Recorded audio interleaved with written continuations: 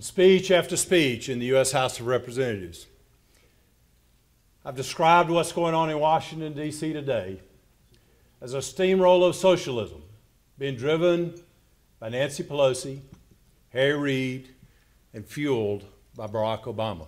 September 1787, as the Constitutional Convention was wrapping up, word was going about town about what was happening there in Philadelphia. And in fact, it was spreading like a wildfire. One day, as Benjamin Franklin stepped out of the meeting hall, a woman stopped him and asked him and said, "Sir, what have you given us?" Franklin replied, "A republic, ma'am, if you can keep it." And that has been the charge of what's the most powerful words in the U.S. Constitution: we the people. It's now up to us to make sure that the federal government does not grow too large or too powerful. The John Birch Society exists because you believe just in that fact. Every one of you believes in personal freedom and in limited government. You wouldn't be here tonight. You believe that the federal government has no right to run up the national debt with stimulus bills and bailouts. You believe that a person should own a house when they can afford it, not when the government gives them one. You believe that the Constitution does not give government the right to take over your health care. Tell your doctor what procedures he or she can do. Tell private companies which cures they can create or what cars should be driven. The federal government has done or is trying to do all of these things. It is taxing those whom it believes make too much money. And it is redistributing the money to others. We must change this trend.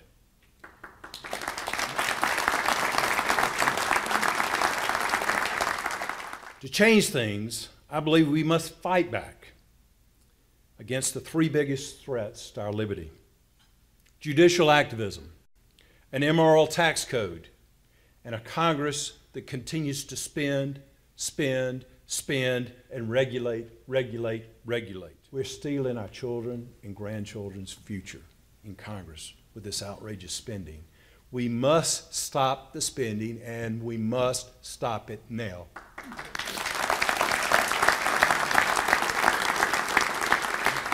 As a rule, as a congressman, I put a four-part test to every piece of legislation that crosses my desk. Four-part test. The first, is it right? We only have one standard of what's right, and that's the Judeo-Christian, the biblical principles that this country was founded upon. Amen. Second, is it constitutional? And I mean, is it constitutional according to the original intent, what James Madison and company meant for the Constitution to be? The third question is, do we need it? And the fourth, can we afford it?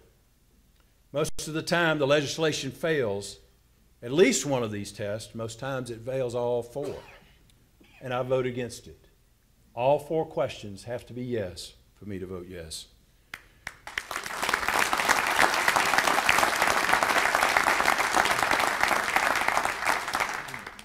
It's not the government's place to redistribute wealth.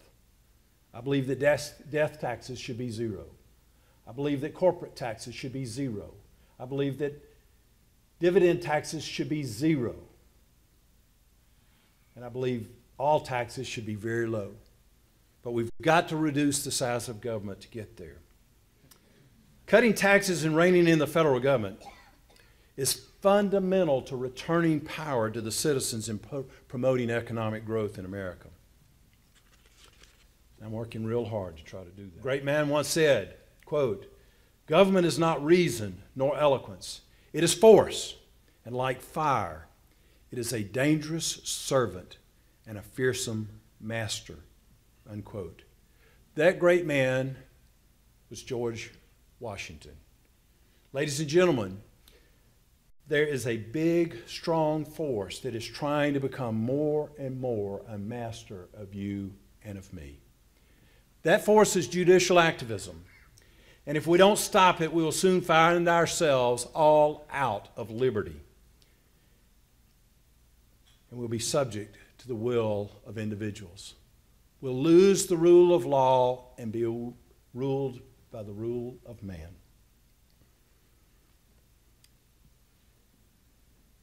In fact, in Proverbs we read, there's a way that seems right in the eyes of man, but his path is the way of death. And it'll be the death of this country if we know what the founders meant because they wrote it down. We can read it very clearly. We can go to the Federalist Papers. We can go to the writings of our founders. They wrote voluminously. The judges ought to pay attention.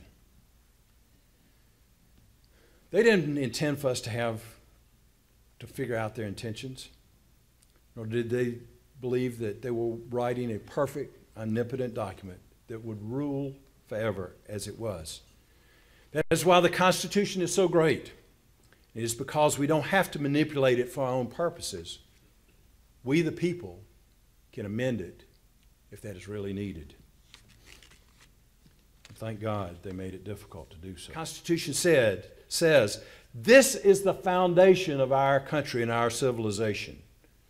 A judicial activist says, this is what I think the foundation should be. One of the most conservative Democrat blue dogs recently about an issue. And I pulled out my pocket Constitution and I asked him, where is it in the Constitution? He said, it's in there. And I handed it to him, tried to, and said, show me. He said, I've memorized the Constitution. I'm a constitutionalist. And I said, well, show it to me in the document. And he got mad at me.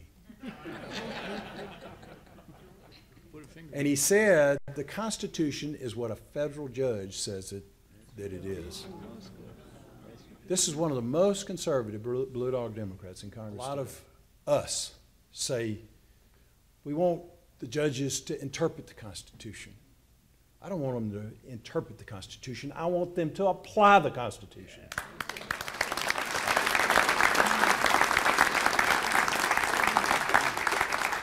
Today, the executive and judicial branches are sadly doing the job of the legislative branch. In fact, it's the legislative branch, in fact, the House of Representatives, to make monetary policy. That's the reason I'm against the Fed.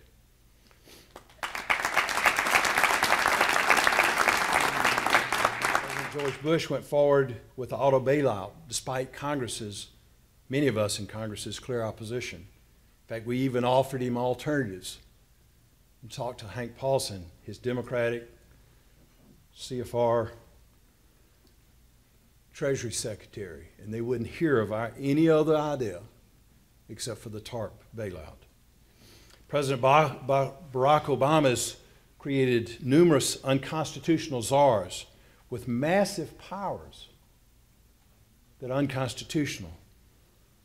And these czars, many of them are not even confirmed by the U.S. Senate. The only way we're going to stop Obamacare, the only way we're going to stop the energy tax, I call it tax and trade because it's about revenue, it's not about energy. Those two go hand in hand. President Obama said he needs the energy tax passed to be able to fund his health care reform. In